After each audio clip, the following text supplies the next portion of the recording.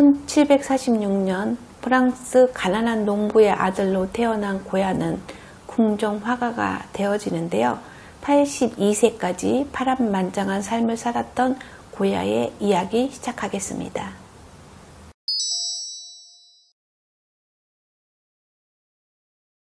고야의 초기 작품들을 보시면 굉장히 밝고 경쾌한 그림을 그렸다라고 할 수 있겠는데요. 이런 그림들을 우리는 로코코 미술이다라고 하겠습니다. 로코코 미술은 18세기에 유행했던 그림인데요. 프랑스 대혁명이 끝나고 나서 귀족들이 숨죽여 있다가 그 많은 돈을 어디다 쓸까라고 고민을 하다가 집안을 장식하는 데서부터 시작되어졌는데, 이런 그림들은 굉장히 밝고 화려하게 그려졌다라고 할 수 있겠습니다. 그러면 이 로코코 미술은 이렇게 밝고 화려하다 보니 길게 가지는 못하고 짧게 유행했던 스타일인데요. 전체적으로 보면 이렇게 그림이 밝고 경쾌한 그림을 그렸다라고 할 수 있겠습니다.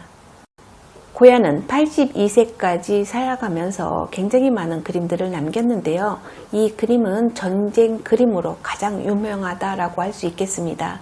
이 그림은 1808년도에 그 시대상을 그대로 표현한 그림이다라고 하고 있는데요.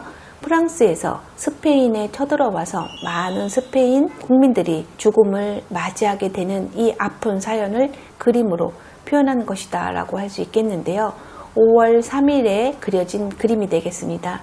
그런데 이 주인공인 이 사람의 표정을 보면 이렇게 십자가의 모습으로 못 박혀 죽은 예수 그리스도를 표현한 것이다 라고 하고 있는데요. 지금 스페인의 국민들이 죽어가는 이 장면을 그림으로 그린 것이다 라고 하고 있고요. 이 바닥에 이렇게 피로 그려진 그림은 고야가 얼마나 마음이 아팠는지 자기 피를 빼서 그려진 그림이다 라고 하고 있습니다. 이렇게 그려진 고야의 5월 3일의 처형은 19세기 말의 그림으로 다시 한번 재탄생되어지는데요. 막시밀리안 처형의 그림이 되겠습니다. 그 이후에도 피카소에 의해서 전쟁 그림이 다시 한번 그려지는데요. 한국 전쟁의 학살이라는 그림이 되겠습니다. 이 그림은 얼마 전 우리나라에서도 전시를 해서 많은 사람들이 보았을 그림인데요. 이렇듯 전쟁 그림을 그려서 결국 고야는 오늘날까지도 이렇게 전쟁의 참담함을 그대로 보여주는 전쟁 그림의 시초 고야의 그림이 되겠습니다. 스페인에서 활동하던 고야는 궁정 화가가 되어지는데요. 이 그림 보시면 아주 재미있는 이야기가 숨겨져 있습니다. 카를로스 4세의 이야기인데요.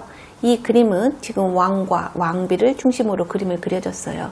지금 카를로스 4세가 있고 왕비가 있어요. 그런데 카를로스 4세가 정중앙에 있어야 함에도 불구하고 살짝 비껴 있죠. 카를로스 4세는 그리 똑똑하지는 않았던 것 같아요.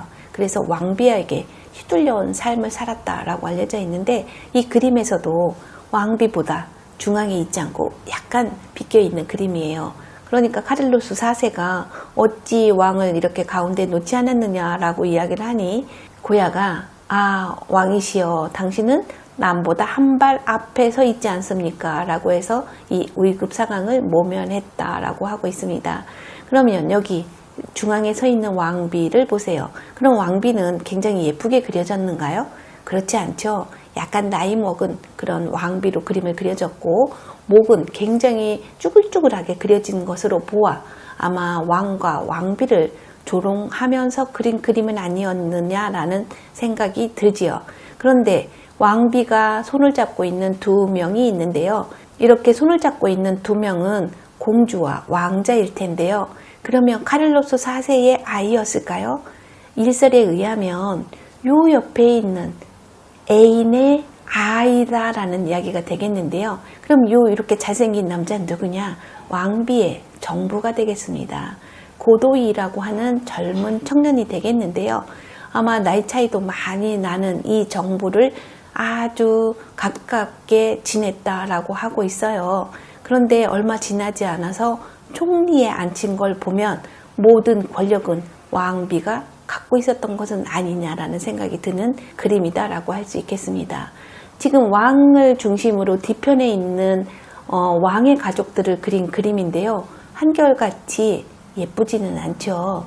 아마 그때 당시로서는 근친 결혼을 하기 때문에 아마 유전자가 좀 문제가 있어서 이렇게 턱이 길거나 아니면 못생긴 사람들로 표현을 한 고야의 조롱 섞인 그림은 아니냐 하는 생각이 듭니다. 그런데 저 밑에 이렇게 화판에 그림을 그리는데 이 사람이 바로 고야인데요. 자기가 궁정 화가라는 것을 표현하기 위해서 이렇게 그림에 넣는데요. 아마 자기의 신분을 그대로 보여주고 싶었던 고야가 또 이렇게 그림 속에서도 등장하고 있습니다. 그림 속에 등장한 고도인은 왕비만 사귀었을까요? 우리가 추측컨대 고도인은 이렇게 왕비뿐만이 아니라 젊은 애인을 두었을 것이다 라고 우리가 추측하게 되어지는데, 이 그림을 그렸을 때 당시는 이렇게 노두화가 성행하고 있지 않은 시절이었기 때문에 이 그림을 공개할 수는 없었다라고 하고 있는데요. 이 그림은 고도이의 집에서 발견이 되어집니다. 그런데 이 고도이와 어떤 관계이길래 이렇게 옷을 입은 마하, 옷을 벗은 마하를 그렸을까요? 여기 여러 가지 추측이 있는데, 이 알바 공작 부인은 아마도 고야의 애인이었을 것이다 이렇게 이야기를 하고 있어요. 왜냐, 이 그림을 보시면 알바 공작을 그린 건데요. 이 손에 낀 반지를 보면 하나는 알바라고 쓰여 있고 하나는 고야라고 쓰여 있는 것으로 보아 아마 이 여인은 고야하고도 여인이었고 그 이후에 고도이를 만난 건 아니냐라고 하는 이야기가 돌고 있습니다. 그런데 이 알바 공작 부인이 가리키고 있는 이 그림의 이 화면을 보면 솔로 고야라고 쓰여 있어요. 여기서 솔로라고 하는 것은 오직 고야 이렇게 이야기하는 것으로 보아 고야와 이 알바 공작 부인 관계도 조금은 의심할 수밖에 없겠지요. 아마 스페인에서 가장 부유한 집안의 상속녀였던 이 알바는 많은 사람들과도 이렇게 연문을 뿌렸다라고 할 수 있겠습니다. 그런데 아주 재미있는 이야기가 있는데요. 이렇게 옷을 벗은 마하를 그린 이 그림을 보고 많은 사람들이 이거 알바 공작 부인이야 라고 이야기를 했다는 거예요. 그랬더니 후대에 많은 사람들이 이거 너무 억울해. 이렇게 알바 공작 부인이 이렇게 옷을 벗고 그림을 그렸을 리가 없을 거야 라고 생각해서 무덤을 파헤쳤어요. 그래서 골격을 연구하는 학자가 정말 알바 공작 부인인지 확인을 해달라 이렇게 이야기했다는 거예요. 그랬더니 이 알바 공작 부인을 판결을 내리지 못하는 이 영리한 골격 학자는 대답을 회피했다라는 일화를 가지고 있는 그림이 되겠습니다. 고야는 이렇게 궁정 화가로서 최고의 몸값을 자랑하기도 했고요. 프랑스에서 스페인에 쳐들어왔을 때 적의 군인들을, 장군들을 그림으로 그려야 하는 숙명을 가지고 있었습니다. 그런 고야는 스페인에게 뭔가 죄를 짓는 것 같은 느낌이었겠죠. 그래서 아무도 모르게 검은 그림 연작 시리즈를 말년에 그리게 되어지는데요. 시골 농가에 들어가서 아무도 모르게 그림을 그린 것이 검은 그림 시리즈 연작이 되겠습니다.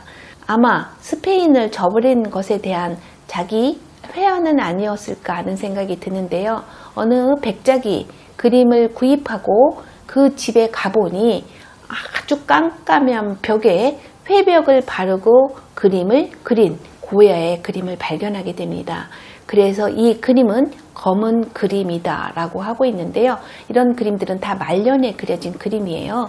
이 그림은 너무나 잔인한 아들을 잡아먹는 사투르누스를 그림으로 그리는데, 이 사투르누스가 너무 개개하고 이 아들을 얼마나 꼭 지었는지 이 몸에서 피가 떨어지는 것 같은 이 핏빛으로 그림을 그리게 되는 거거든요. 그래서 아마 고야는 일평생 궁정 화가로서 삶을 살아가면서 아마 배신한 자기의 일생을 이렇게 참여하는 뜻으로 그려진 것은 아닐까 하는 생각이 듭니다. 고야의 그림을 보면 영광이 영원하지 않다라는 것을 알 수 있겠는데요. 우리네 인생과 닮아 있지는 않는가요? 혹시 어려움이 있다면 또다시 영광이 올 것을 기다리며 이 그림 이야기를 마치도록 하겠습니다.